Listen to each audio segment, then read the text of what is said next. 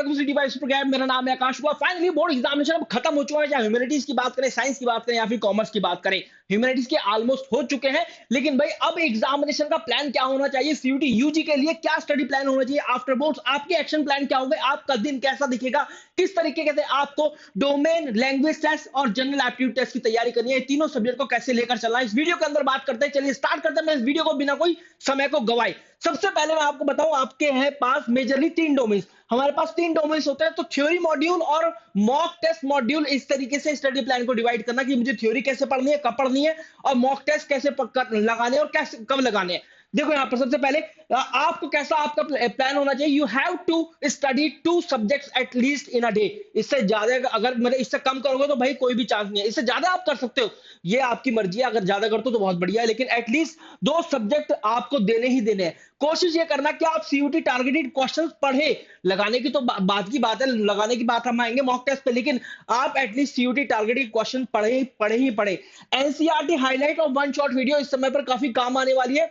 वो सभी NCERT highlight या वो सभी शॉर्ट नोट्स जो कि आपने बोर्ड एग्जाम के लिए बनाए थे, भाई उनको दोहराना है। एक बार नहीं, 2 बार नहीं, 3 बार नहीं, कितनी बार दोहराओ उतनी बार ही वो चीजें जो है आपके दिमाग में समाती चली जाएंगी, वो बैठ जाएंगी जाकर। फिर उनसे संबंधित कोई भी सवाल आपसे पूछ रहा, आप तुरंत आंसर देंगे। तो सबसे पहले आपको बताऊं, यहाँ पर सीयूटी टारगेटेड क्वेश्चन, भाई हमारी गेस्ट पेपर की सीरीज ऑलरेडी चल रही है इस वाली यूट्यूब चैनल पर, आप देख सकते हैं। इसके अलावा you can join our crash batch as well. हमारे क्रैश कोर्स के अंदर भी यहाँ पर हम आपको chapter wise, topic wise manner में करा रहे हैं। मतलब अगर कोई भी चैप्टर है इलेक्ट्रिक चार्ज एंड फील्ड, उससे जिस भी तरह के क्वेश्चन बन सकते हैं वो सब उसके अंदर है। अगर आपको चाहिए कि भाई आपको पूरा एक मॉक टेस्ट से पूरा एक गेस्ट पेपर चाहिए, तो उसकी ऑलरेडी यूट्यूब पर सीरीज चल रही है। NCERT highlight one shot video, one shot video के लिए आप अगर क्रैश कोर्स लेते हैं तो यहाँ पर आपको रिकॉर्डेड लेक्चर्स का एक्सेस मिल जाएगा। आप अपने पेज से देख सकते हैं। वन शॉट वीडियो का फायदा ये रहेगा, अगर 60 मिनट या 120 मिनट या 180 मिनट का कोई वन शॉट वीडियो है, तो आप उस पर 180 मिनट ना गवाएं, आप उसको फास्ट फॉरवर्ड करके देखें, जल्दी से आपका रिवीजन हो जाएगा। मॉक टेस्ट स्ट्रेटजी की बात करूं, 1 से 5 अप्रैल आपको एटलीस्ट 2 मॉक लगाने हैं। At least 2 mock, full length mock लगाने में इसलिए बोल रहा हूं क्योंकि ऑलमोस्ट आपकी प्रिपरेशन अब हो चुकी है। अब रिवाइज का टाइम है, अब अपने आप को चेक करने का टाइम है। अब आपने देख लिया ये सब काम आप कर ही रहे हो, अपने पैरेलली 2 मॉक लगा लिए। अब आता है 6 से 12 अप्रैल का समय, 3 मॉक लगाओ हर एक सब्जेक्ट टेस्ट के। अब यहां पर 13 से 19 अप्रैल का समय, 4 मॉक लगाओ हर एक सब्जेक्ट के। अब यहां पर देखो 19 तारीख तक आते आते अब आपको यह पता चल जाएगा कि आप कितने पानी में खड़े हुए हो, कौन सा टॉपिक आपका वीक है ना। ये इस तरीके, क्योंकि आप जो है अपने टॉपिक यहां भी प्रिपेयर करते चल रहे हो और लगातार मॉक भी लगाते चल रहे हो, लेकिन 20 तारीख तक या 19 तारीख तक आते आते ये पता चलेगा कि यार पार्टनरशिप नहीं बन रहा अपने से ये वाला फला चैप्टर नहीं बन रहा, भाई मेरे को समझ नहीं आ रहा मॉडल हिस्ट्री से कैसे सवाल पूछ जा रहा है। तो भाई ये समय है, अब 2 मॉक कर दो आप और अपने रिवाइज करो जो भी वीक एरियाज है। उस समय पर ज्यादा हैवी नहीं जाना है। इसके बाद आपको 27 या 28 तारीख की 27 या 8 मई तक, मतलब 27 अप्रैल से 8 मई तक अब आपको रिवीजन करना है, मैक्सिमम मॉक अटेंड करने हैं। मैं आपको बता दूं, जो टॉपर बच्चे होते हैं, डोमेन सब्जेक्ट की बात करो, किसी की बात करो, वो बोलते हैं कि 200 प्लस हमने मॉक टेस्ट लगाए हैं, जिसके अंदर इंक्लूड रहते हैं सेक्शनल मॉक भी, टॉपिक टेस्ट भी। We are already giving you in our crash course, जहां पर आप अपना खुद से प्रैक्टिस मोड की हेल्प से you can make your own test. आप अपना खुद से भी टेस्ट बना सकते हैं। आपको जैसे मैं अभी थोड़ी देर पहले में नाम दिया था इलेक्ट्रिक चार्ज एंड फील्ड्स या पार्टनरशिप, अगर आप पार्टनरशिप में डेथ ऑफ अ पार्टनर कोई ऐसा कोई चैप्टर है या नॉन प्रॉफिट ऑर्गेनाइजेशन कोई चैप्टर है, भाई वहां से आप नॉन प्रॉफिट ऑर्गेनाइजेशन सेलेक्ट करो, भाई आप उसकी खुद से टेस्ट बना सकते हो। बोल दो पोर्टल को कि मुझे 50 सवाल चाहिए, वो आपको 50 सवाल बनाकर दे देगा। तो इस तरीके से आपको प्रैक्टिस करनी है। यही एक स्ट्रैटेजी हो सकती है डोमेन की, जो मुझे लगता है कि आपकी भाई 1000 में से 1000 दिलवाकर रहेगी। मतलब अगर डोमेन की बात करें तो यहाँ पर 750 में से 750, क्योंकि 250 का एक आ रहा है, ठीक है। अब इसके बाद आता है इंग्लिश लैंग्वेज, जो कि काफी इंपॉर्टेंट है। काफी ज्यादा बच्चे अपीयर होते हैं, सबसे कम सक्सेस रेट में से एक, सबसे कम तो जनरल एप्टीट्यूड टेस्ट में, लेकिन हाँ बहुत कम सक्सेस रेट, बहुत कम बच्चे 100% लेकर आते हैं। सबसे ज्यादा बच्चे अपीयर होते हैं, चाहे 2022 23 24 की बात करें।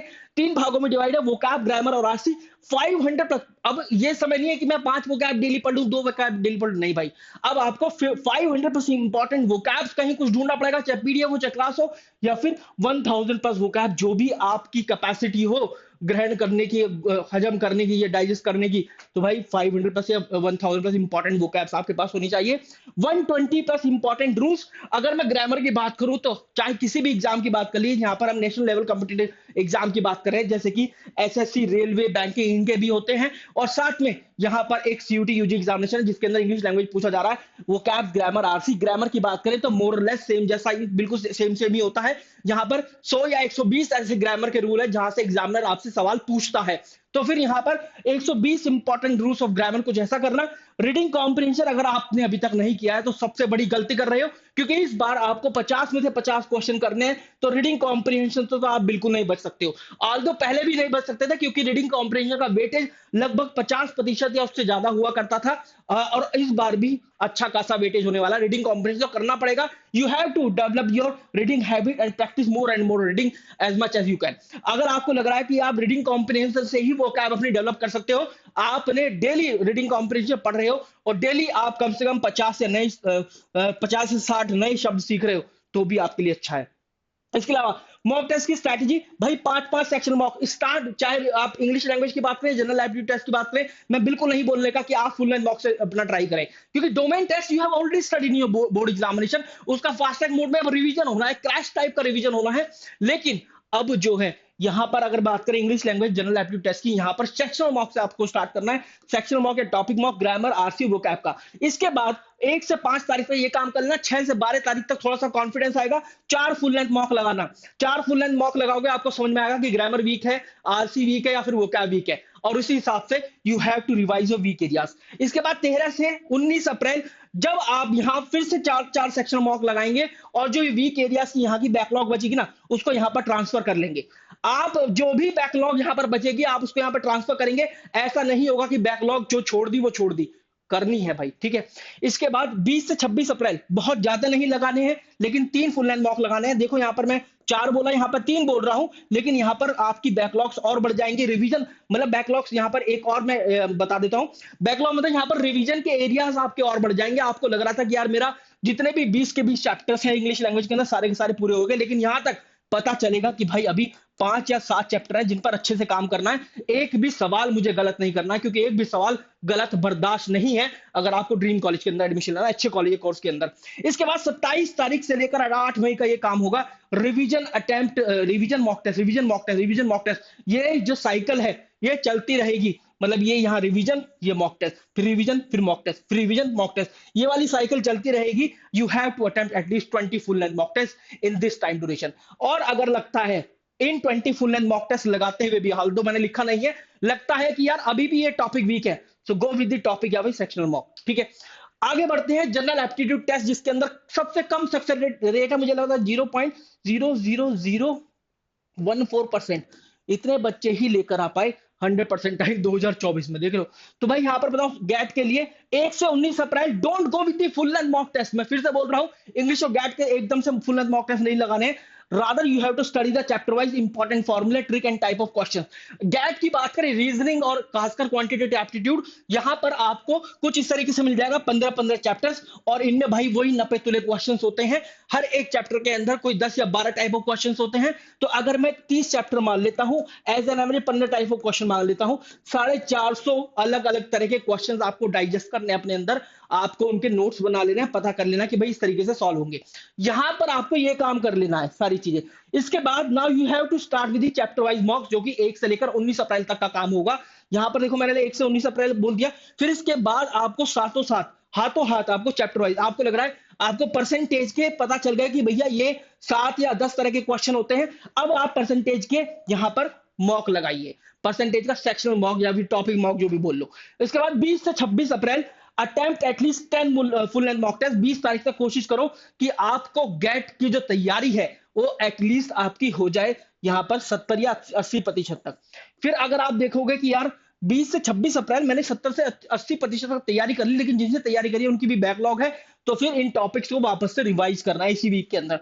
27 अप्रैल से लेकर 8 मई at least 20 full length mock test. और वही जो मैंने काम बताया था इंग्लिश के लिए कि वापस से रिवाइज करो टॉपिक, फिर वापस से मॉक लगाओ, रिवाइज मॉक लगाना है, ऐसे करके।